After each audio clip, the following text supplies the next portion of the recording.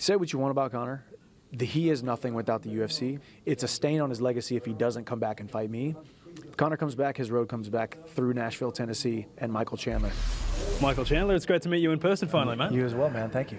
Now, the last time we had you here on Fox Sports, it was prior to the Dustin Poirier fight. Michael, 2 years out of the game could yield its benefits, but also its drawbacks. How's the body feeling, but most importantly, how's the mind feeling? Both of them are feeling awesome. In the 2-year waiting, in the patience, there was moments where it was tough, but having that much time off for the body, for the soul, the spirit, everything is at a different level. I'm in such a great position, such a great spot. I love this fight. I love the venue. I love the card, and I'm excited. We'll get to all that in a moment, but it's good that you mentioned that. In your time away, you seem to be handling the waiting for Conor McGregor because there was a lot of doubt around that, but it seemed like you were doing a pretty good job of motivating yourself for it. Was that difficult at times? Yeah, of course. I'm a human being. You're going to go through your moments, but people talk about, oh, he's been in a 2-year training camp, or he's been in this long of a training camp. I've been in a 24-year training camp. I've been training since I was 14 years old, and I have fully dedicated myself to this craft, hand-to-hand combat, and now getting to do it at the highest level against the toughest guys in the world. I'm just fully blessed and just fully confident and excited to go out there and compete now after a little bit of a layoff that was tough at times, but it was overall really good. I don't mean to sound brash with it at all, but in that time away, you went from age 36 to 38. Was there ever a moment where you or your family or your camp were like, far out, we've wasted precious years waiting for this to turn up? No, not really. Honestly, I might be 38, but I feel like I'm 25, and I think it's a testament to, since I really, really started taking care of myself, once I hit 30 years old or so, I have completely focused just as much on recovery, discipline in the gym, discipline in the kitchen, discipline with my supplements, discipline for my body to make it last as long as possible. And I think you'll see it on Saturday night that I have not lost a step. Were you not looking after yourself prior to 30? No, I was, but you just don't have to as much because you're young, and I could run through that brick wall 100 times and I'll be fine. That's actually not a brick wall, but you know what I'm saying? I could run through a brick wall 1,000 times and wake up the next morning and be, cool as a cucumber and bright-eyed and bushy-tailed.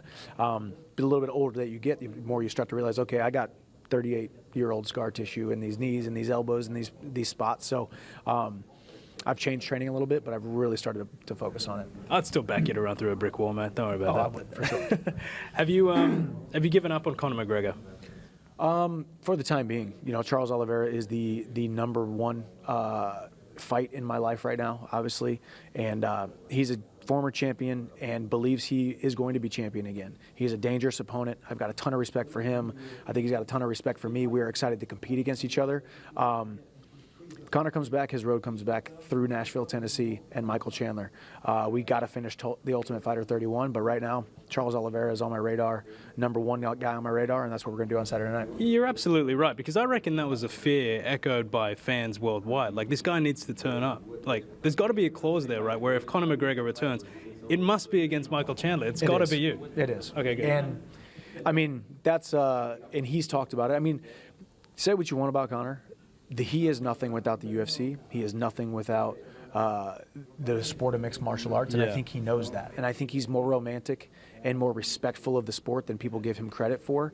So I think he wants to finish the contract that we had signed. I think he wants to finish that that word that he gave that he was going to show up on June 29th. And I think it's a stain on his legacy if he doesn't come back and fight me because of pulling out of that fight. He's never once pulled out of a fight ever, and he's fought injured numerous times. So I wish him well in his recovery, wish him well in his getting back to getting his house in order so we can finish Tough 31. I think it definitely is you regardless of what takes place. Even if you are champion at the time, I think it's Conor McGregor in a non-title fight. Yeah. Either can happen. 170, 155, 185, I don't care what it is. It's just a fight that I want. I want the biggest names, the brightest lights, the biggest platforms, and I've always said that. So Saturday night is a huge opportunity against a very game opponent, a very scary opponent, and I'm excited to do it. All right, well, this Sunday in Australia, as you mentioned, massive rematch against Charles Oliveira.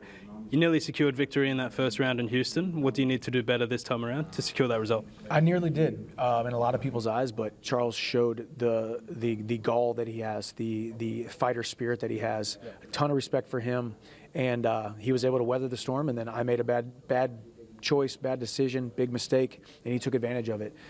He is a consummate professional and a champion. So I've just got to go out there and put it together. I've got to go out there and put it together. As I've said before, Chandler 1.0 was out for blood. Chandler 2.0 is out for the title. And I can't win the title without beating Charles Oliveira on Saturday night. And we put together a phenomenal training camp. I've put together a phenomenal life training camp over the last 2 years. And I'm excited to show that on Saturday night. You guys have certainly shown what you're made of since then as well. Is there something to be learned from Charles's fights against Dustin Poirier, Justin Gaethje, of course, guys that you have also come up against?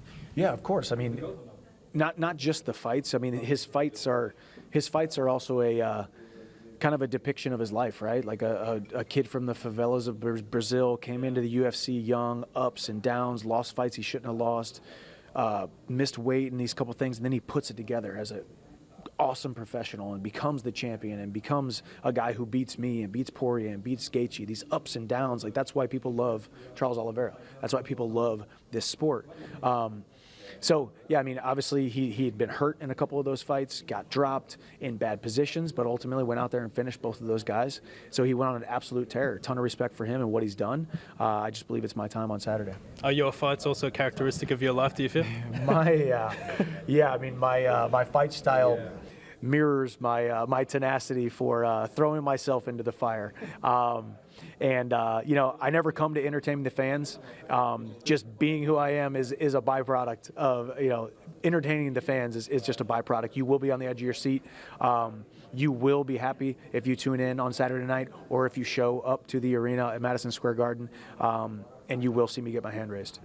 Speaking of the Garden, speaking of your fights against Poirier and Gaethje, this legendary arena where this fight's going to take place is a place with which you're all too familiar. Tell me, what's it like as an athlete to take center stage there? What is that? How special is it? It's always special. As an athlete on fight week, I just think it's just another arena somewhere. Lock the cage door. Let us do our thing. But really, when you pull yourself away from it, fighting within feet of some of the greatest combat sports that we have ever seen in our entire lives, through the history of combat sports, and it's really, really awesome. I expect to steal the show on Saturday night, and that's my goal. I spoke to Charles only a moment ago, and you mentioned it only a couple of answers ago. Do you feel as though, or have you been told that this is a title eliminator, that you secure a title shot with a win here? This is a title eliminator. This is the #1 contender fight. I beat Charles Oliveira. I am the highest ranked guy not named Arman Sarukian or Islam, who are now next in line for the title. And I believe I will secure that spot. I believe I will get my hand raised, and I believe I will fight next for the title in 2025. I'm so excited for it. Now, ordinarily, I would say that this is fight of the night, but the problem is I don't think it's going to go very long. But Michael Chandler, thanks very much for your time. Thank you very much, man. Appreciate it.